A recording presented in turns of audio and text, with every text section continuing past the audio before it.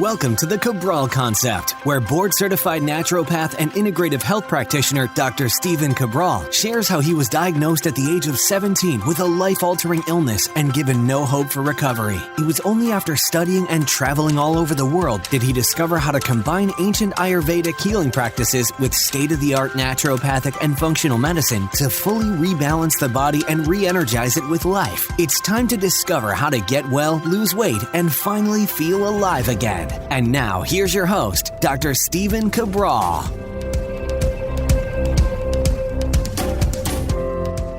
Hi, everyone, and welcome back to the show. We're getting started today with one of my favorite topics, and that revolves around how my morning routine has essentially evolved over the years. Now, the biggest change, without a doubt, came about 10 years ago when I was overseas doing internships, really starting to learn at a much deeper level about Ayurvedic medicine, about different forms of Ayurveda, not just in terms of like the herbs or the healing modalities or the panchakarma, but actually the daily rituals that people should be partaking in that add up over time. So much of what we believe needs to happen with our health, it needs to be this silver bullet, meaning like this one-time event or this one nutritional supplement that absolutely changes everything in our life and everything about our health. But just that's not the way that it is. The amazing thing is that the body changes over time. It adapts over time. You can make it stronger by gradually increasing those hermetic stressors, gradually, right? It can make anybody stronger. You can improve the overall look of your hair, your skin, your nails by your nutrition, by sweating, by certain vitamins that you take. You can also improve the quality of your thoughts by focusing on what we spoke about yesterday on our Mindset and Motivation Monday, on different beliefs. And when it comes to our health, almost nothing is more important than this 6,000-year-old principle of detoxification. Now, the interesting thing, and this goes back to, hopefully you check this out, episode 1600. It was just last Tuesday. We went over, essentially, how to empty that rain barrel. We talked about why it's one of the most important principles. What Ayurveda said was, yes, do panchakarma, do seasonal detoxes. You should do those things. That's what I did last week. I had my summer detox going on last week. Many hundreds, if not well over 1,000 people in our community did the detox together. It's a great time every 12 weeks we come together. But what Ayurveda said was this: it's also what you practice on a daily basis in terms of detoxification. And the most important time is when you sleep and when you wake up in the morning. So you might think that you have no control over what goes on overnight, but you do. And the more important thing is, what do you do the first 20 minutes to a half hour before you wake up? And that's what I want to share with you today. It does not take a lot of time, but it can be life-changing. And the reason it can be life-changing, especially now, even though they talked about this 6,000 years ago and it was important then, is that we have now, I always say 77,000 man-made chemicals because that's the proven number. But it's well over 100,000 now. And we know that at least 50% of those can cause cancer. The rest at least cause inflammation.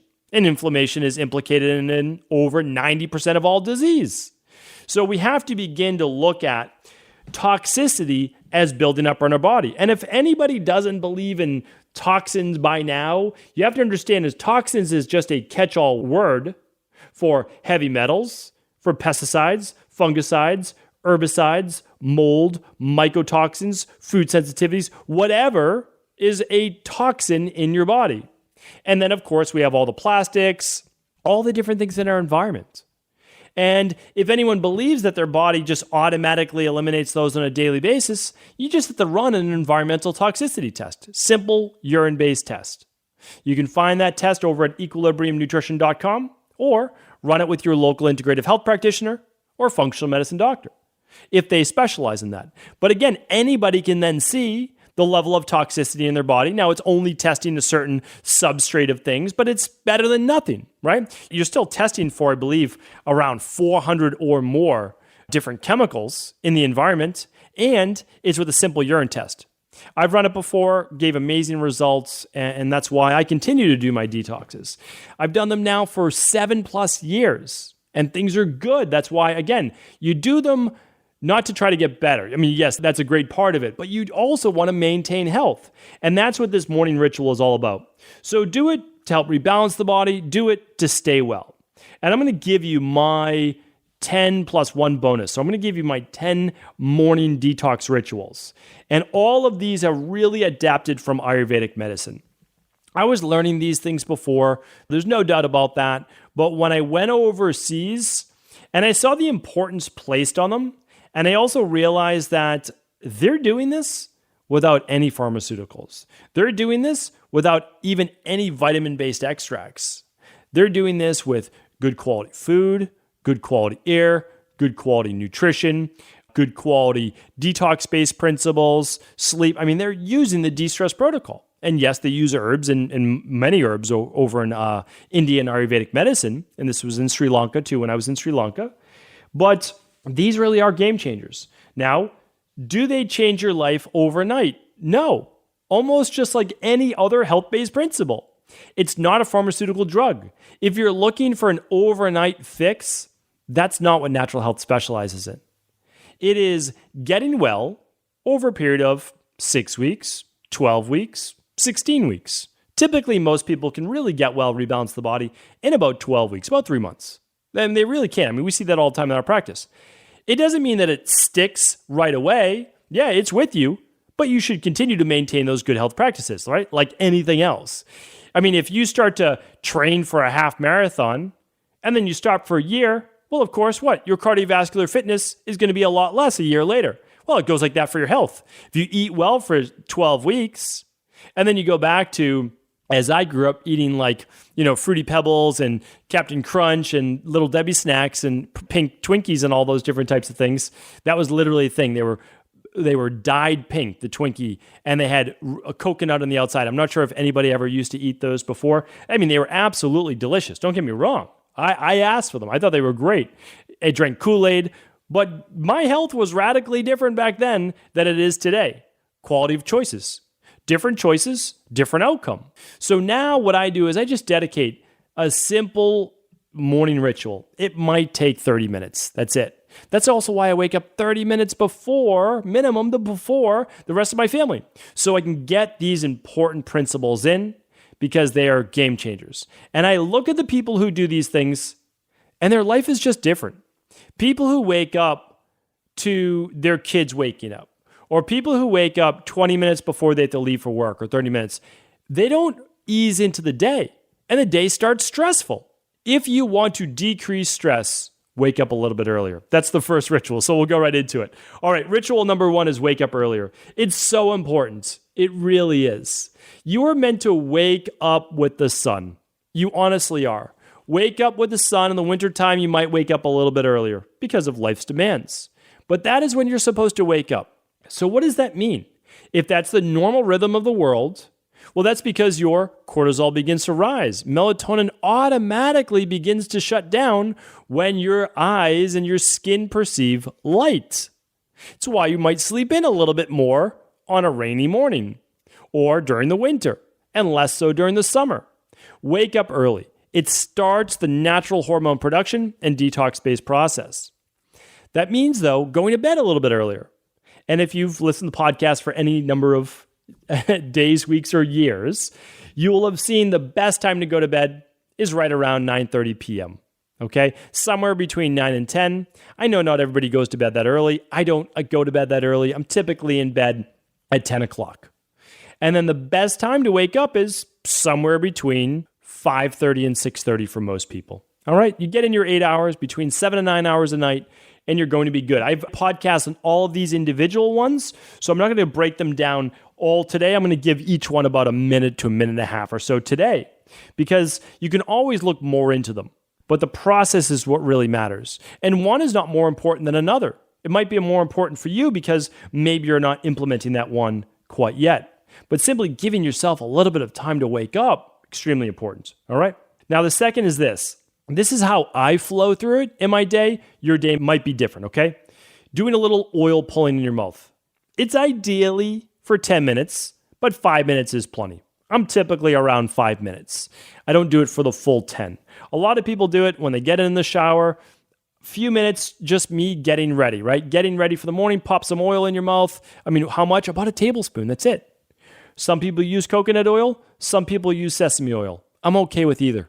I'm typically a sesame oil kind of person, and the reason that is because that's what I learned over in India. They use sesame oil. They have plenty of access to coconuts in Kerala, that's for sure, but they chose sesame oil. It's a polyunsaturated fat, really easy to mix around in your mouth, and obviously it has those antimicrobial properties just like coconut oil as well. Either one's fine. So honestly, it's okay. So it's a great thing to do, helps remove a lot of the bacteria in your mouth, helps with the gums, really, really great thing to do. After that, you can brush your teeth. That's what I do right away, brush the teeth, and then tongue scrape. Simple things, super easy, right? How long does tongue scraping take? About a minute. About 30 seconds. That's probably more realistic. You're literally doing the middle of the tongue, side of the tongue, side of the tongue, flushing with a little bit of water in your mouth. You're done. That's it. It's that easy. If you want to know what a tongue scraper is, you can go to stephencabral.com/podcast, and you can certainly check out tongue scrapers, right? All about them right there. I go through whether it should be stainless steel, copper, etc. And then we do offer tongue scrapers at equilibriumnutrition.com. But of course, you're welcome to get them locally if you feel that's the best choice for you as well. All right. After that, you've essentially cleaned your mouth, which really loads up with bacteria overnight. So that's a really great thing to do. Your mouth's going to feel fresh. I typically splash a little bit of water on my face, a little bit of water on my eyes, and that's great for me. I'll tend to get a little bit more puffy overnight. I don't have any adenoids. I don't have any tonsils. Still working on my nasal breathing because of my deviated septum. Getting better at all these things. Again, I'm a work in progress, just like maybe you're a work in progress as well. We can get better together. But the next one is this, and this is important. So I hydrate right away. For me, little lime, good amount of sea salt, a couple grinds of sea salt from my Himalayan sea salt, my pink sea salt, and I have a nice glass of water. This immediately hydrates my body, but I find I get better benefit when I add some electrolytes. You may not. You might just want a big, tall glass of water, and that's great too. A lot of people with high blood pressure, maybe they just want some distilled water, and that would be okay too. Again, it's kind of to each their own.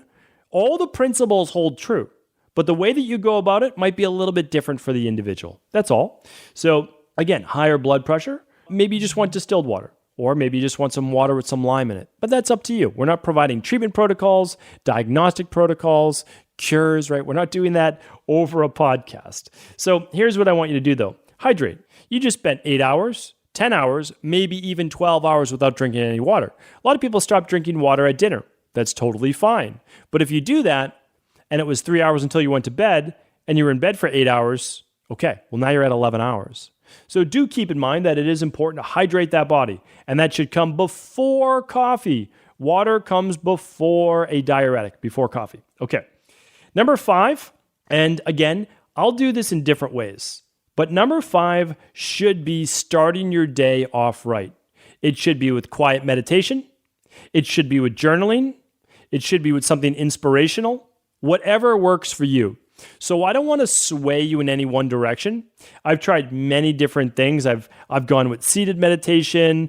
I've gone with simply giving gratitude in my mind. I've gone with deeper things like binaural beats, or practicing what I'm doing now is more I sit in a relaxed position and I actually do some biofeedback. I'll get to that more in future podcasts as well.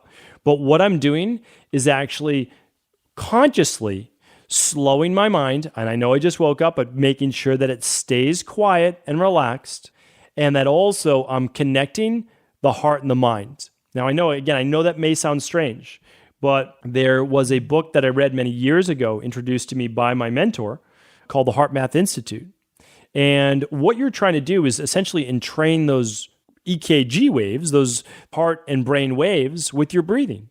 And it's exceptionally effective for all sorts of different things, mood-based disorders, anxiety, PTSD, etc. I mean, I can't recommend it enough.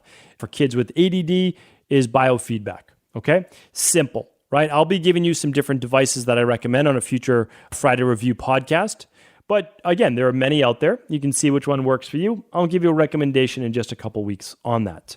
All right, so you can meditate, again, which is practicing working on your breath and quieting the mind. That's a great next step. Now, after that, before you get in the shower, so number 6 and number 7 kind of go together, it takes you no more than 5 minutes, probably 3 minutes, and it's dry brushing. And if you want to know how to do dry brushing, go to stevencabral.com/podcasts, and you can simply type in dry brush. That's it. What we'll do today is this, though. If you head on over to stevencabral.com/1607, we'll try to link up or embed some of those previous podcasts as well. stevencabral.com/1607 is today's show. So dry brush, again, you can get that over at equilibriumnutrition.com, or you can get it, again, locally at your local health store as well, natural health store. Okay, so what does this do, though? This is moving stagnant lymph. So important, right? We're working on our oral health, which feeds our arteries and our heart, because through the capillaries, it at least makes it there. We're working on our mind. We're also working on our body. We want to move the lymph for these next 3 rituals that I do, all right? Specifically for the lymph.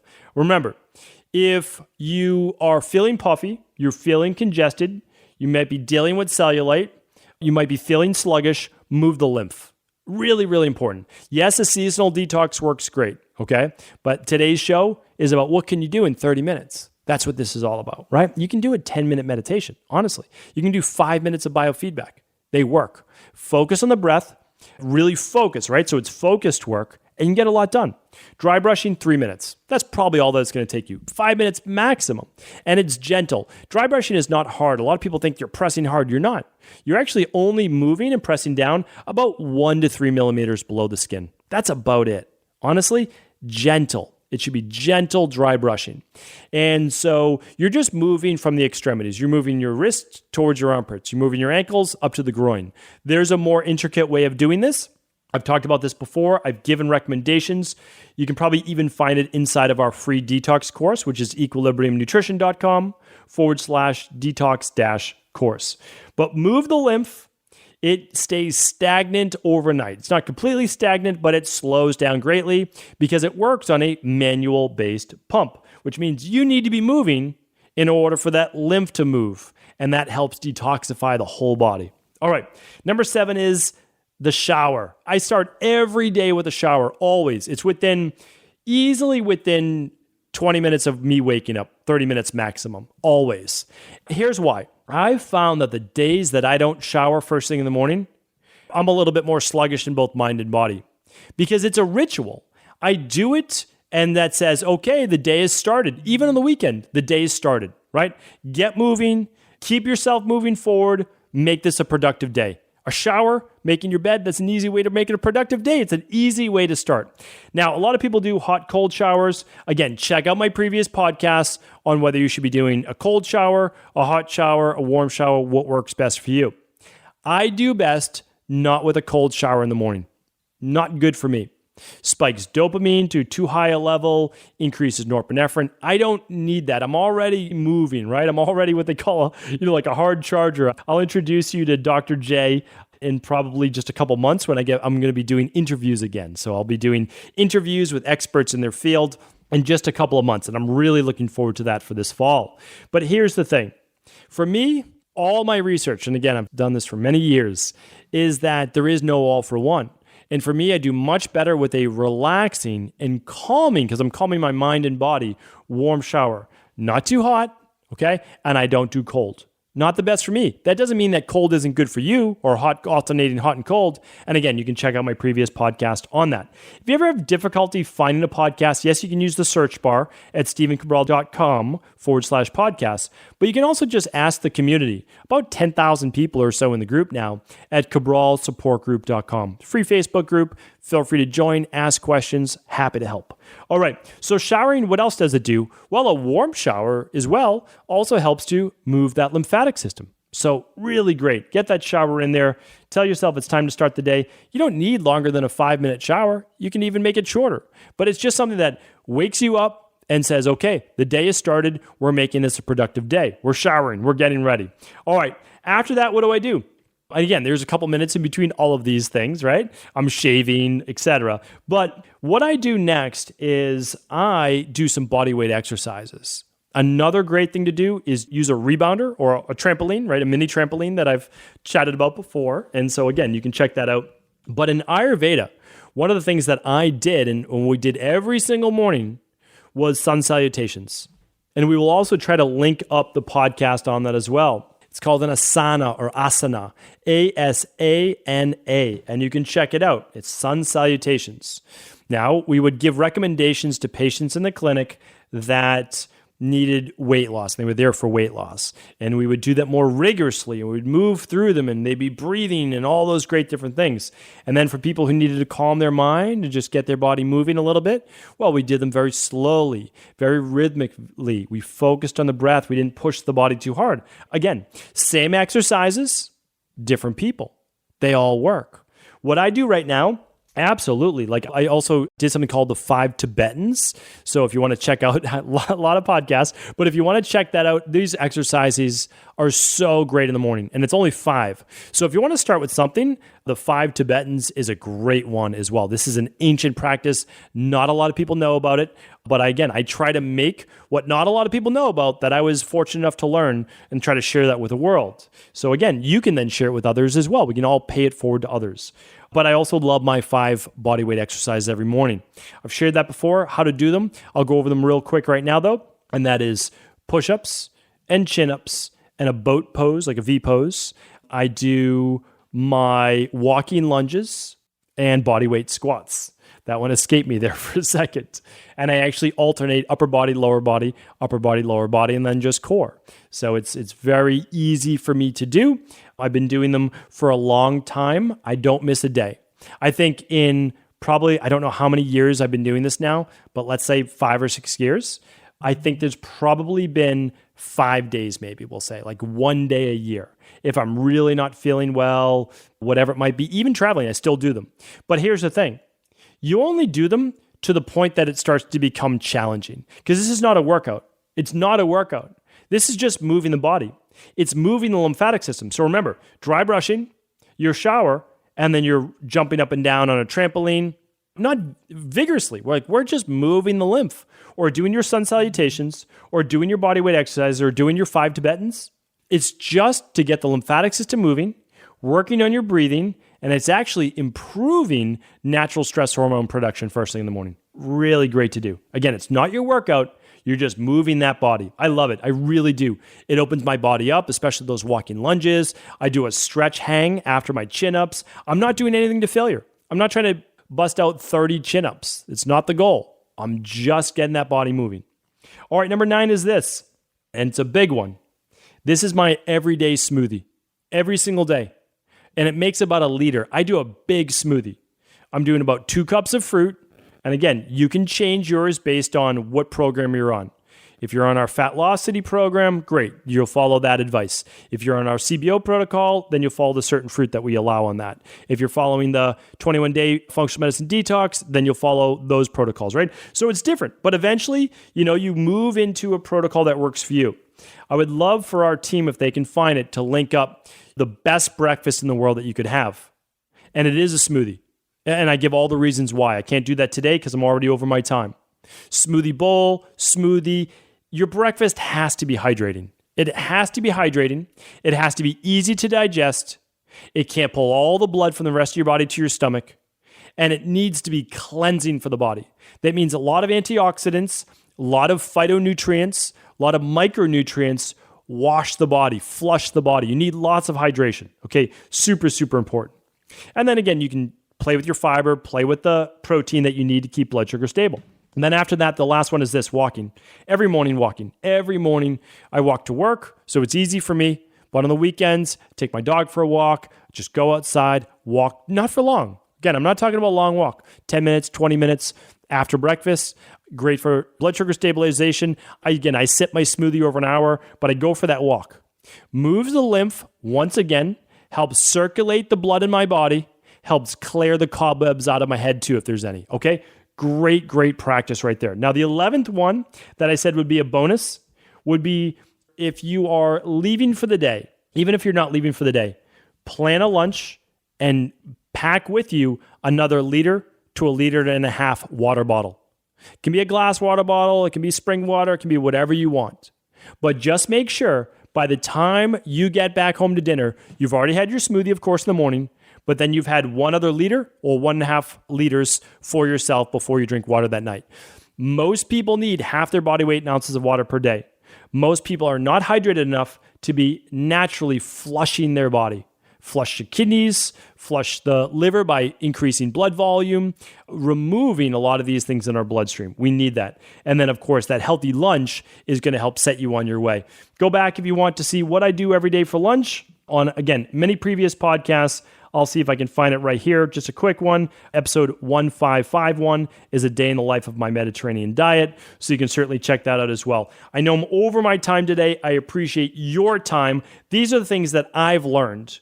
Again, and I really want to give full credit to my mentor for introducing me to a deeper level to Ayurveda, for helping me understand that deeper level to this, and also for all of the different clinics that I've been to all around the world. One Ayurvedic clinic in the Netherlands, well, probably about 10 in India, at least 10, maybe many more, and then that 2 clinics in Sri Lanka as well. All of those have given me perspective. I love being able to blend ancient Ayurvedic wisdom, and all of these are part of Ayurvedic wisdom. And I love being able to blend that with state-of-the-art science and state-of-the-art functional medicine. So thank you so much for tuning in. Of course, if this was helpful, please do feel free to share this episode with anyone you believe it can serve. Take care, everyone. Hey everyone, thanks so much for tuning into the show. I appreciate you, I honestly do. And one of the ways that we like to try to show our appreciation is with some listener-only specials. Those people that are already signed up at equilibriumnutrition.com on our newsletter or listen to the Cabral Concept get to hear about these specials that we have going on that are essentially unadvertised. But we are offering right now this week 10% off our adrenal and energy support products. These are the products that we use in our private practice. I use them personally myself with family members, and I've been using them for years. That's the truth. So right now over at equilibriumnutrition.com, you can get 10% off our Activated B Complex, our Adrenal Soothe, our Adrenal Energy Support, our Full Spectrum Magnesium, Full Spectrum Vitamin C, CalMag Complete, and many more. These are amazing products that people all over the world are using right now and seeing great results with. To be able to get your 10% off, simply head on over to equilibriumnutrition.com, click on that banner, check out all the products that are right now being offered at a special discounted price for our listeners and supporters. Thank you so much. Again, check it out at equilibriumnutrition.com to save 10%. Take care.